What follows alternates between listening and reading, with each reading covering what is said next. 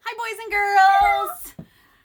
We have a fantastic story for you today. It's one of the Sullivan favorites in our household.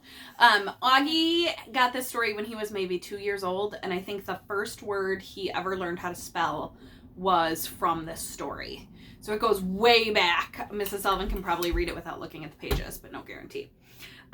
Today's story is, Where's my T-R-U-C-K? What is that spelled? Truck. Truck.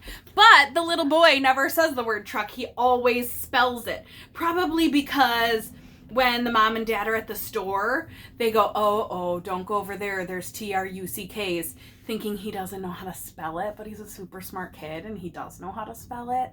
So the parents used to spell that word around him thinking he didn't know what it was, and it turns out he did. So, where's my T-R-U-C-K? Shh, I hear my parents say. Tommy's not himself today. He lost his T-R-U-C-K. What are some feeling words you think he's feeling? Sad. Disappointed. Frustrated. My brother says, let's climb a tree. My sister says, play house with me. But all I want to do today is find my T-R-U-C-K. I said frustrated as well. Mm-hmm. Oh my God, is this... I look behind my closet door. I dig through every dresser drawer. I search my brother's pile of junk. I look in Grandma's smelly trunk. Smelly trunk smells horrible. Oh, does anybody's dresser look like that? I hope not. No! Only some of my clothes of my dresser. Only a little bit. Mm-hmm. I don't have... And underneath the bed and chair? Whoops! The curtain. Whoops, not behind there! I cannot find it anywhere. I only have 5. Look at, he snuck in there and Grandma's taking a shower. Ah! Well, when you gotta find your truck, you gotta find your truck. Yep. My brother tosses me a ball. My sister hands me some dumb doll. My mom says it'll be okay. Dad just shrugs and walks away. I want my T-R-U-C-K. I used to pick this out a lot. Oh, I know. Now I only have 2. I dump my toy box on the floor. I look and look and look some more. I've never lost my truck before. Ooh, now my dresser doesn't look that bad. Oh, good. I'm glad you cleaned your dresser right now. I go outside. Where could it be? Is it underneath the tree? In the sandbox? By the shed? Maybe in the flower bed. We know where it is. Be cool, baby. Be cool. Yeah. I climb up on the ladder. Hey! Is that my T-R-U-C-K? Look at him. He thinks he sees it. Uh-oh. Whoa! Falls down. I look again, but still no luck. Did someone steal my favorite truck? I had my red truck yesterday. A toy truck cannot just drive away. No. Except if it's... That looks kind of like a face. What does? That tree root, it looks kind of like a face. The Mhm. carving and Yeah. I want my T-R-U-C-K. Look at, and the whole family's there like, oh no. I love Grandma's face in this picture. She's like, come down here, my darling, and I'll give you a smooch. He does not want a smooch. My brother hands me his green Jeep. My dad says I just need more sleep. My sister says, come on, let's play. My mom just whispers, what a day. I want my T-R-U-C-K. His. The illustrations of this book are so funny. Mm-hmm. I don't want Jeeps or cars or planes or boats or bikes or trikes or trains. I don't want green or blue or black. I only want my red truck back. I look once more out on the lawn. My T-R-U-C-K is gone. And if you're wondering what a Jeep is, it's a type of car. I loved that truck. I love it still. I always will. Even when he's a... That truck hauled toys and tools and rocks, banana peels and dirty socks, great big bones for Bowser. Wait, what's he doing by the gate? I know what it is. Bowser's dug a giant hole. Something's buried in his bowl. Something kind of red. Is it his T-R-E-C-K? Maybe. Maybe not. Hooray! I found my T-R-U-C-K!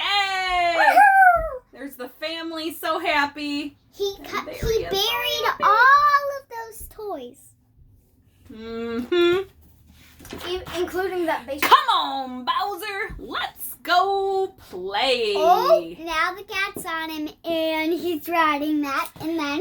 The funny part, I don't know if anybody noticed it, but throughout the story, each time he's crying about his toys, Bowser's stealing something. Oh. So throughout the story, He keeps taking... Bowser is taking things, but Like we don't even notice it. Because Like- we're so focused on the truck, just like Tommy was so focused on finding his truck, he didn't see what was right in front of him. Like when his brother tossed him the ball, he jumped up and took it. So Bowser was stealing everything the whole time, and we didn't even notice it.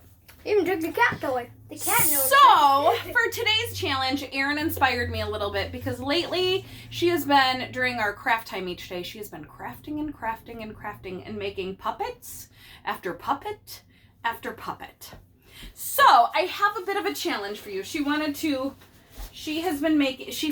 our skewers in our kitchen, and she's been making little popsicle stick or skewer puppets. And then there's sometimes we just don't even want to cut them out, and we just make a whole tree on a piece of paper. Or a whole flower. With a scene. Oh, this one's on black. They probably won't be able to see, but there's like a person on the earth with the stars. Now sitting on a hill. Oh, on a hill. Apologies. Chris? And here's someone like swimming. It's not a person, it's a mermaid. Oh, a mermaid. This one goes out to Logan and Jack. Is that dinosaur? Dragon. Oh, a dragon. That goes out to me. That goes out to dogs. And then there's... So here's your challenge. This story had two major parts to it. It had a problem and a solution. I want you to write a story that has a problem and a solution. And how they solve the solution. Right. And how So they- you could pick any character you want. If you wanted to do Tommy and his dog and recreate this story, you can do that. If you'd like to make a story about a dragon and a mermaid, Erin style, your dragon and your mermaid have to have a problem. Maybe the dragon tries to eat the mermaid. Now that's a problem. How are they going to solve that problem? You need to have two characters that you turn into puppets. It could be as simple as this: a whole page with some tape and a skewer or a popsicle stick. And you are going to make two characters that have a problem. With a puppet!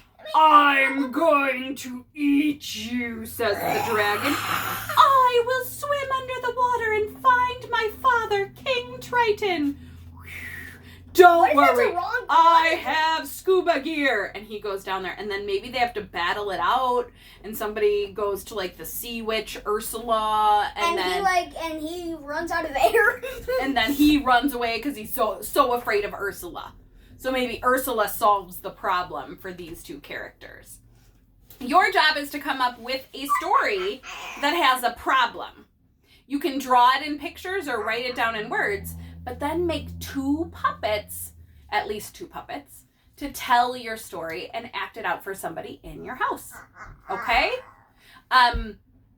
Do the best you can with the writing. Try to write a real good story. Do some brainstorming of who you think the characters are and what the problem is going to be and how they're going to solve it before you even start writing. Plan it out. Then start writing, and then make your puppets. Okay? All right. Bye, boys and girls. Bye.